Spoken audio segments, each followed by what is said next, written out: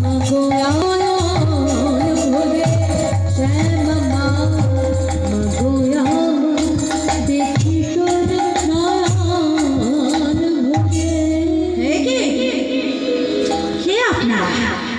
রাতে আমার রাস্তা আটকে দাঁড়িয়ে আছেন, কি ব্যাপার?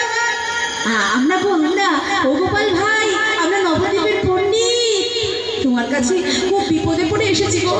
কিসের বিপদ? আর বলো না, নবদ্বীপে পুজো আচ্ছা সব বন্ধ হয়ে গেছে।